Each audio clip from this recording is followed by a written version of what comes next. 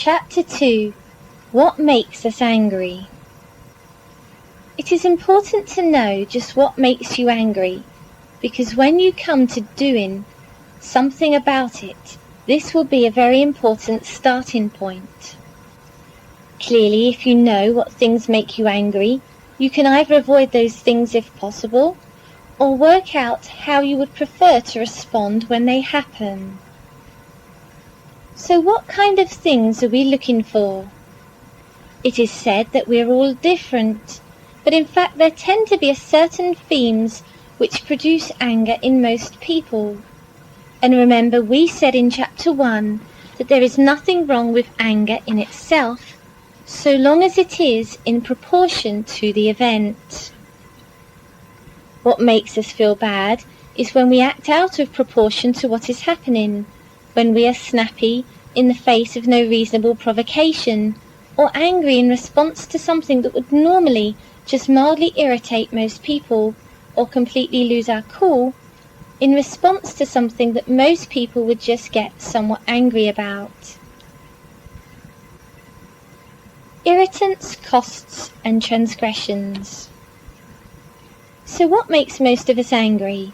There are three main categories: irritants, costs, and transgressions. Irritants. The number of irritants in life is boundless. I was talking recently to Pam, who said she could no longer stand the way her husband ate. Simply the noise his mouth made in chewing his food drove around the bend. Moreover, as so often happens, now she had noticed this. She was waiting for it every mealtime, and that made it 10 times worse. It had become a symbol for all that was wrong with him, self-centered, greedy, and with their marriage, she saw him as a different type of person from herself. People sniffing, coughing, blowing their noses can also be irritating. This certainly used to be the case for me. I sometimes run training events where I spend 3 days with perhaps a dozen people. Occasionally one of that dozen will have a chronic hacking cough which lasts for the duration of these 3 days and longer, for all I know. Certainly I used to find that very irritating indeed. A cough can be so loud, and sometimes its owner seemed deliberately to cough just as I was coming out with an extremely good point. So then I'd have to repeat it, and the effect was spoilt. I cured myself of this sensitivity when I realized that very often the owner of the cough would have been perfectly entitled to stay at home, off sick, for the 3 days. I was therefore able to reinterpret his coughing presence as a compliment to myself, evidence that he simply could not bear to miss out on the event. Whether this is actually true or not doesn't really matter to me. I feel it is true, or at least it could be true, and that keeps me satisfied. Neighbours are another excellent source of irritation. Apartments and townhouses give everybody great scope for irritating each other. When we were first married, my wife and I lived in a house where we could even hear the neighbours turning on and off their electric switches at the wall sockets, as clearly as if they were in the room with us. That in itself hardly counts as an irritant, but there is plenty of potential for serious irritation. Loud music, raised voices, banging picture hooks into walls, do-it-yourself activity, playing ball games in the street and on your garden, and so on and so on. Not infrequently, people's lives are made a complete misery by the sheer level of irritation provoked by their neighbours. Costs. The cost to you of somebody else's behaviour may be a literal financial cost, or it may be a cost in terms of time, or in terms of loss of face, or indeed any other loss. The common thread here is that by virtue of what they do, someone costs you in some way, and that makes you angry. Examples include parents being angry when their children break things because of the financial cost of replacing them, or your spouse being angry because you have crashed the car, again because of the cost of repairing it, or the increased insurance premiums that result. Interestingly, these kinds of causes of anger sometimes illustrate a hangover effect. Sue told me how angry she was that her 13-year-old son had broken a mug by dropping it on the kitchen floor accidentally.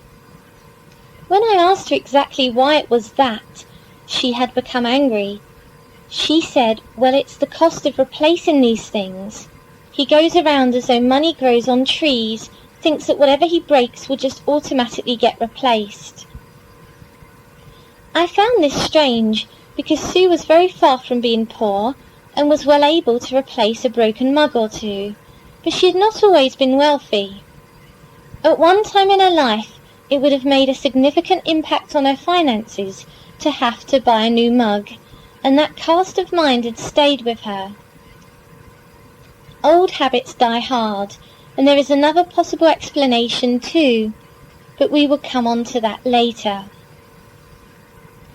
Judy was telling me how she had taken her 5-year-old daughter to a hospital outpatient clinic.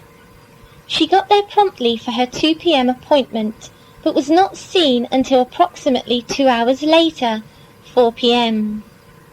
What especially enraged her was that she realized after a while that every single person in the clinic had been given an appointment for 2 p.m, and the clinic was due to run from 2 p.m. to 5 p.m, approximately. Therefore, the hospital authorities had deliberately arranged the session in such a way that some people would be waiting for 3 hours. The costs to Judy were several, including the loss of time in which she could have been doing some of the many tasks that were pressing on her at home.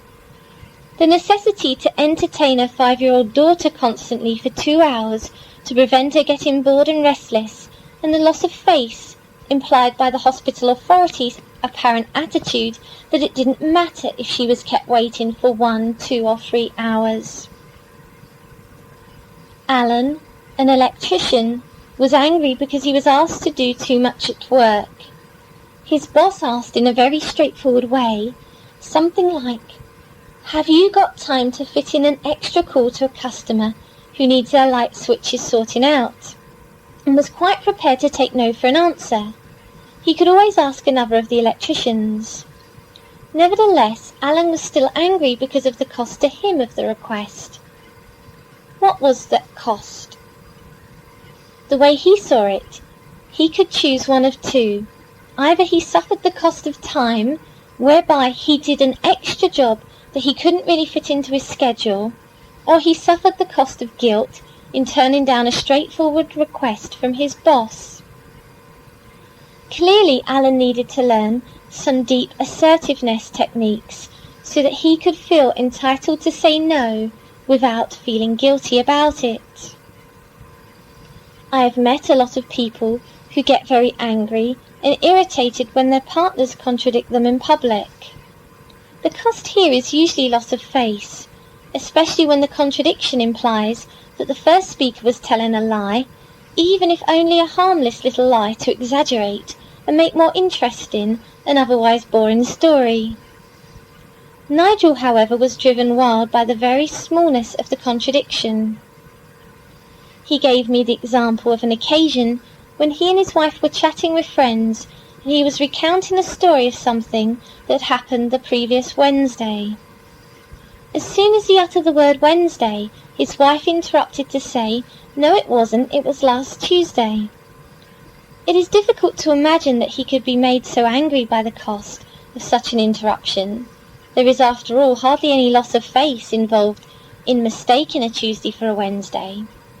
Perhaps it was just a case of a simple irritant having his flow of thought interrupted, or possibly it was something different, a transgression. Transgressions. A transgression involves the breaking of a rule. Possibly Nigel held to the rule that husbands and wives don't contradict each other in public, not at all an unusual rule to have. Therefore, when that rule was broken repeatedly, he got angry repeatedly. Another very common rule that good friends and partners have is that confidences should not be broken. In other words, if your partner knows something about you purely by virtue of being your partner, then he or she should not go around telling other people about it. This might include intimate details about your health, your likes and dislikes, or simply something they know about your experiences or opinions which you would not share with anybody except your nearest and dearest. To break such confidences is almost universally viewed as a taboo, a major transgression, and one of the very quickest ways you can get on the wrong side of your partner. Obviously, the example in Chapter 1 about the man who got angry with the youngster he caught trying to steal his car stereo is also an example of a transgression. In that case, the youngster was not just breaking a rule held by the man in question, he was breaking the law, a very formalized transgression. These three categories are not mutually exclusive. There are many cases that cross the boundaries. For example, if your partner flirts with someone he or she finds attractive, that is normally viewed as a transgression. In other words, it is against the rules for many people.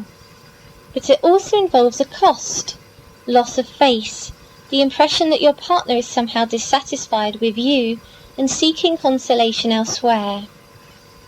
Of course, this may not be true, but it is easily and often seen that way. Another cross-boundary example was the case of Sue's son, who accidentally dropped a mug on the floor and broke it. Perhaps it was, as his mother claimed, the cost of replacing the mug that made her angry, but given that she could afford to do that without even noticing the price, that seems rather unlikely. A more probable explanation is that she was angry because he had transgressed an unspoken rule, namely that one takes a reasonable amount of care not to inconvenience others in the household. The sheer carelessness was what made her angry.